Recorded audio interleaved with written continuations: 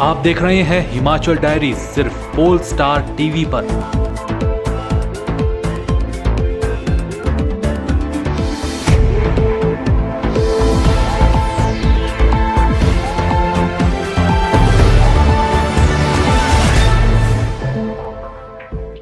Himachal diaries के प्रायोजक हैं RK hospital Hamirpur, service with quality. नमस्कार, मैं हूं मोनिका ठाकुर और आप देख रहे हैं हिमाचल डायरी। आइए जानते हैं हिमाचल से जुड़ी ताजा तरीन खबरें।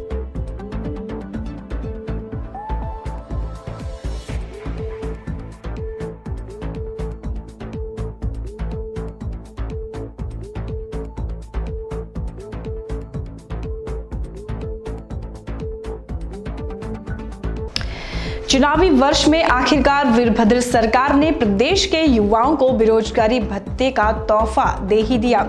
बेरोजगारी भत्ते को लेकर लंबे समय से कांग्रेस सरकार और संगठन के बीच खींचतान चली हुई थी। इसके अलावा विपक्षी भाजपा ने भी सरकार के खिलाफ मोर्चा खोला हुआ था। चुनावी वर्ष में आखिरकार वीरभद्र सरकार ने प्रदेश के युवाओं को बेरोजगारी भत्ते का तोहफा दे ही दिया। बेरोजगारी भत्ते को लेकर लंबे समय से कांग्रेस सरकार व संगठन में खींचतान चल रही थी। इसके अलावा विपक्षी भाजपा ने भी सरकार के खिलाफ मोर्चा खोला हुआ था। शुक्रवार को बजट में वीरभद्र सिंह ने इस मांग को पूरा कर दिया है। वर्ष 2017-18 का बजट प्रस्तुत करते हुए मुख्यमंत्री ने कहा कि उनकी सरकार जमा 2 उत्तीर्ण और इसके ऊपर की योग्यता वाले बेरोजगारों को भत्ता प्रदान करेगी। उन्होंने ऐलान किया कि ऐसे युवाओं को 1000 रुपए मासिक भत्ता दिया जाएगा, जबकि इसकी योग्यता के विकलांग बेरोजगार युवाओं को 1500 रुपए मासिक भत्ता मिलेगा। मुख्यमंत्री ने बताया कि बेरोजगारी भत्ते के लिए बजट में 150 करोड़ रुपए का प्रावधान किया गया है। उन्होंने कहा है कि भत्ते संबंधी गाइडलाइन विभाग अतिशीघ्र जारी करेगा। मुख्यमंत्री ने कहा कि युवाओं को प्रशिक्षण देने के लिए कौशल विकास भत्ता बीते वर्ष की तरह इस बार भी दिया जाएगा। बेरोजगारी भत्ते की घोषणा के बाद मुख्यमंत्री ने सदन में विपक्षी भाजपा की ओर निहारते हुए शायराना अंदाज में शेर पढ़ा। ए परिंदे यूं जमीन पर बैठकर आसमां को देखता है, पंखों को खोल क्योंकि जमाना उड़ान देखता है। गौरतलब है कि प्रदेश में इसी साल के आखिर में विधानसभा चुनाव होने हैं। ऐसे में बेरोजगारी भत्ते के दांव से सरकार ने युवाओं को रिझाने की कोशिश की है। एक अनुमान के अनुसार प्रदेश में 9 लाख बेरोजगार रोजगार कार्यालयों में पंजीकृत हैं। कांग्रेस ने वर्ष 2012 में अपने चुनावी घोषणा पत्र में बेरोजगार युवाओं को 1000 रुपए मासिक भत्ता देने की घोषणा की थी, लेकिन सत्ता में आने के बाद सरकार इस वायदे को भूल गई। बीते कुछ समय से एक वरिष्ठ मंत्री के अलावा कांग्रेस संगठन सरकार पर बेरोजगारी भत्ता देने का दबाव डाल रही थी। दूसरी तरफ भाजपा की मांग थी कि सरकार ने 4 साल तक युवाओं को बेरोजगारी भत्ता नहीं दिया है। ऐसे में चुनावी साल में यदि सरकार भत्ते की घोषणा करती है तो उसे प्रत्येक बेरोजगार युवा के खाते में 60,000 रुपए डालने होंगे। बजट है जिसमें सभी वर्गों का ख्याल रखा गया है, कर्मचारियों का भी है। हमारे जो गांव में काम करते हैं, जो आंगनबाड़ी वर्कर्स हैं, आशा वर्कर्स हैं, उनका रखा है। ट्रेनिंग सिखाने वाले स्टाफ हैं, उनका भी रखा है। और इसके अलावा जो सरकारी कर्मचारी हैं उनका भी ख्याल रखा है और विकास का भी ख्याल रखा है। हर महकमे के अंदर और हर महकमे के अंदर जो है उनके जो एलोकेशंस हैं उसमें पर्याप्त दर की मात्रा में वृद्धि हुई है और अधिक काम करने के लिए। सर, नए कितने टैक्सेस लगे हैं जी? कोई टैक्स नहीं। सर, बेरोजगारी भत्ता देकर आपने क्या जो चुनावी वादा किया था उसको पूरा किया है सर?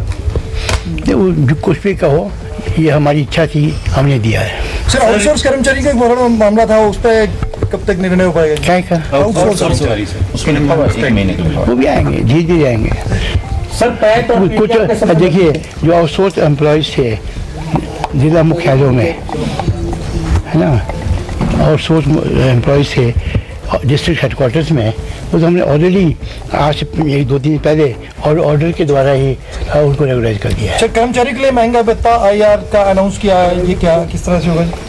ये तो किया है, और बाकी देते रहेंगे। ये मांग तो बजट में लिखा हुआ है कि अप्रैल में देंगे 3% और 4% इंटरिम अगस्त में देंगे।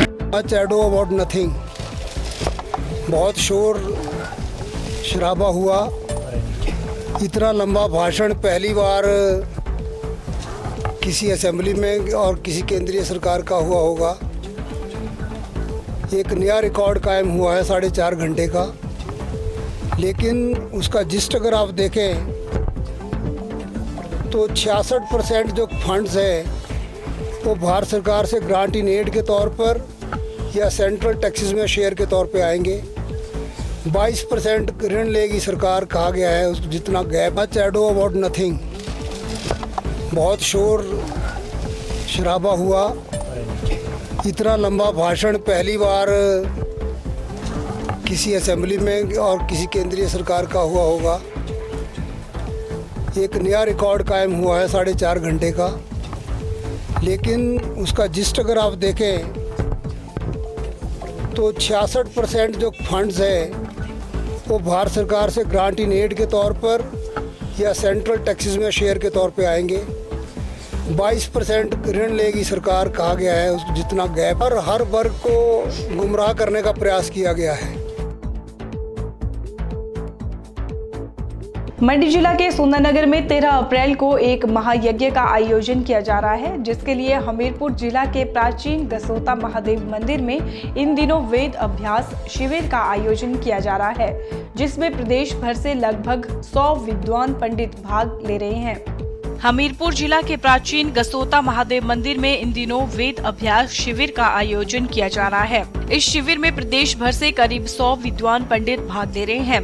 गसोता महादेव मंदिर कमेटी ने सभी विद्वानों के रहने व खाने का पूरा इंतजाम किया है। शिविर में वेद अभ्यास किया जा रहा है, जिसमें श्री श्री हरिदत्त आचार्य व डॉक्टर जगन्नाथ वेद का प्रशिक्षण दे रहे हैं। इस अवसर पर श्री श्री हरिदत्त आचार्य ने बताया कि अप्रैल 13 से सुंदरनगर में एक बड़ा महायज्ञ का आयोजन किया जा रहा है, जिसके लिए गसोता महादेव मंदिर में वेद अभ्यास किया जा रहा है। इसमें 5 जिलों के विद्यार्थी भाग ले रहे हैं। सुंदरनगर में एक अतिरुद्र महायज्ञ हो रहा है, उसके लिए यहाँ तैयारी करने के लिए इस वर्ग को बुलाया गया है। इस 4-5 जिलों के विद्यार्थी आए हैं, इन्हें प्रशिक्षित किया जा रहा है उसमें भाग लेने के लिए।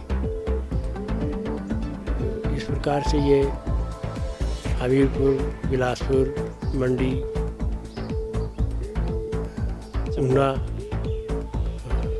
शिमला, कुल्लू, इन जिलों से लोग आए हैं। ये सभी उस यज्ञ में भाग लेंगे। यह 14 दिन का कार्यक्रम चलेगा। हाँ, उस यज्ञ में यह 13 अप्रैल से 25 अप्रैल तक, इसी 2017 में ही मंदिर नहीं, लोगों के अपने ग्राम में, बाड़ी ग्राम है सुंदरनगर में, वहाँ यज्ञ हो रहा है। वहीं गसोता महादेव मंदिर के महंत ने बताया कि आए दिन मंदिर में इस तरह के धार्मिक कार्यक्रम होते रहते हैं। कमेटी उनकी पूरी आवभगत करती है। उन्होंने बताया कि इस तरह के धार्मिक कार्यों में किसी तरह की कोई रुकावट न आए, इसकी हमेशा कोशिश की जाती है। देखिए, हम कहे तो स्वयं विश्व ब्रह्मांड नायक महादेव जी विराजमान, इनके नेतृत्व में आए दिन ऐसे धार्मिक सनातन धर्म के भव्य समारोह आए दिन होते रहते हैं। और अभी तो ये हमारे हिमाचल प्रदेश के कोने कोने से, कई जिलों से आए हुए दिग्गज विद्वज्जन अपने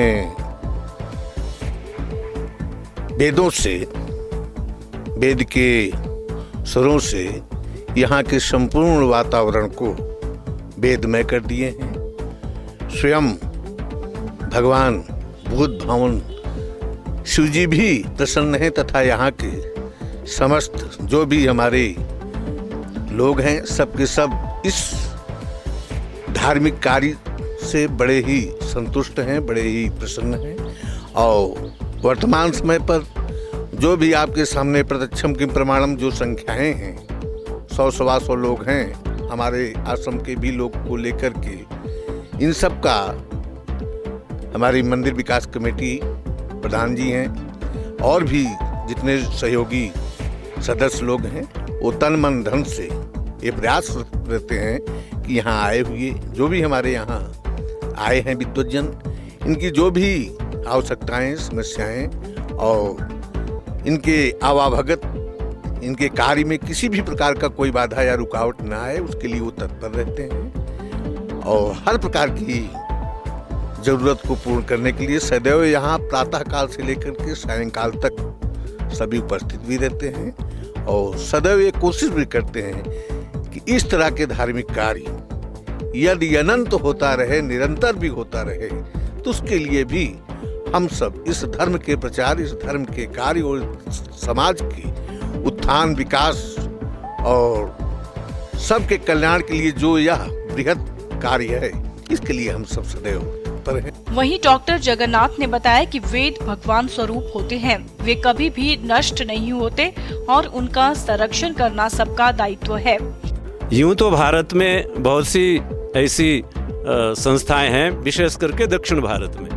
हिमाचल में इस प्रकार की कोई अभी संस्था नहीं है।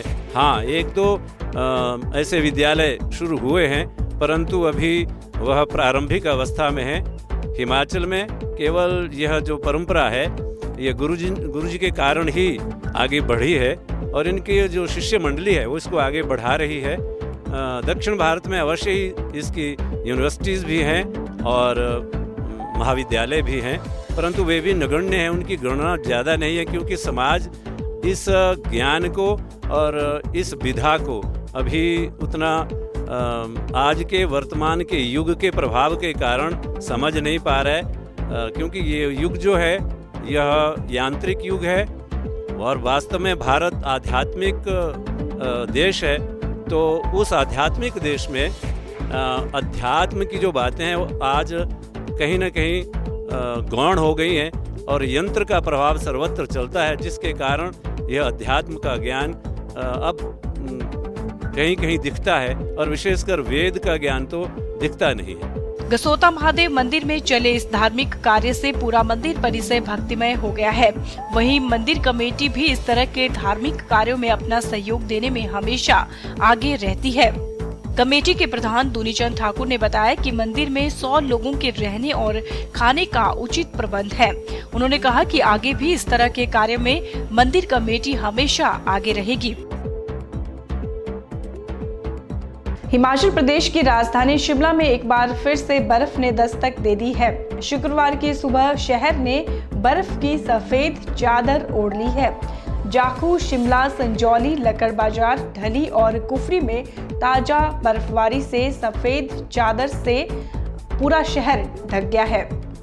राजधानी शिमला के जाखू, संजौली, लक्कड़ बाजार, ढली और कुफरी में ताजा हिमपात हुआ है। तापमान में भारी गिरावट आने से शहर में शीत लहर का प्रकोप भी बढ़ गया है। मौसम विभाग ने अगले 24 घंटों के दौरान बर्फ और बारिश की चेतावनी जारी की है। खड़ा पत्थर और नारकंडा में बर्फबारी के बाद सड़क मार्ग अवरुद्ध हो गए हैं। शिमला के स्कूली बच्चों को कठिनाई का सामना भी करना पड़ रहा है। हालांकि खराब मौसम के चलते कुछ निजी स्कूलों ने स्कूल बंद किए हैं। शहर में बर्फ की सफेद चादर पर्यटकों को लुभा रही है। वहीं ऊपरी शिमला को जोड़ने वाले सभी रास्ते अवरुद्ध हो गए हैं। कुफरी, फागू, नारकंडा, खदारला, खड़ा पत्थर और चौपाल को जाने वाली सड़कें बर्फबारी के बाद अवरुद्ध हो गई हैं। इन इलाकों में 5 सेंटीमीटर से 15 सेंटीमीटर ताजा बर्फबारी हुई है। किन्नौर जिला के कल्पा और रिकांगपिओ में भी ताजा हिमपात रिकॉर्ड किया गया है, जिससे जनजीवन अस्त व्यस्त हो गया है। हाँ, पिछले 24 घंटों में हिमाचल प्रदेश के लगभग सभी स्थानों पे बारिश और स्नोफॉल रिकॉर्ड की गई। स्नोफॉल है वो हिमाचल प्रदेश के जो डिस्ट्रिक्ट शिमला, लाहौल स्पीति, किन्नौर का इलाका, कुल्लू का एरिया और चंबा में जो light to moderate snowfall record किया गया और बाकी जो सभी स्थानों में बारिश रिकॉर्ड की गई। पिछले 24 घंटों में कुछ एक जगह पे हिल स्टॉर्म भी रिकॉर्ड किया गया। ये जो वेदर है वो अगले 48 घंटों तक रह सकता है और कल तक यानी 11 मार्च तक जो हिमाचल प्रदेश के बहुत सारे इलाकों में बारिश हो सकती है, स्नोफॉल हो सकती है। जो हिमाचल प्रदेश के ऊपरी इलाके हैं वहाँ पे स्नोफॉल और निचले इलाकों में रेन और थंडर शावर हो सकते हैं और कुछ इलाकों में हेल स्टॉर्म भी हो सकता है। विधानसभा बजट सत्र के बीच भोरंज के उपचुनाव की घोषणा के बाद प्रदेश में सियासत तेज हो गई है। भोरंज सीट की जीत को लेकर पूर्व मुख्यमंत्री प्रेम कुमार धूमल पूरी तरह से आश्वस्त हैं। तो वहीं स्वास्थ्य मंत्री कौल सिंह ठाकुर का कहना है कि यह चुनाव तो कांग्रेस ही जीतेगी। भोरंज उपचुनाव की घोषणा के बाद भोरंज में आदर्श आचार संहिता लागू कर दी गई है। नेता प्रतिपक्ष प्रेम कुमार धूमल भोरंज सीट की जीत को लेकर बिल्कुल आश्वस्त है। उनका कहना है कि ये सीट पहले भी भाजपा के पास रही है और अब भी भाजपा के पास ही रहेगी। उन्होंने कांग्रेस पर तंज कसते हुए कहा कि कांग्रेस उपचुनाव के स्थान पर आम चुनाव के साथ ही चुनाव करवाने के पक्ष में इसलिए नहीं है क्योंकि कांग्रेस को उपचुनाव में अपनी हार साफ नजर आ रही है। धूमल ने कहा कि भाजपा उपचुनाव भी जीतेगी और विधानसभा चुनाव में पूर्ण बहुमत से सरकार बनाएगी। हम इस उपचुनाव की घोषणा का स्वागत करते हैं। हम तो चाहते हैं सारे प्रदेश का ही चुनाव हो जाए। भोरंज विधानसभा क्षेत्र से हमारे वरिष्ठ नेता श्री ईश्वरदास धीमान जी लगातार 6 बार चुनाव जीते थे। दुर्भाग्यवश उनका देहांत हो गया। अब ये सीट खाली हुई थी। अब जब भी चुनाव होगा हम भारी बहुमत से फिर इस सीट को जीतेंगे और फिर हमारी संख्या बढ़ेगी।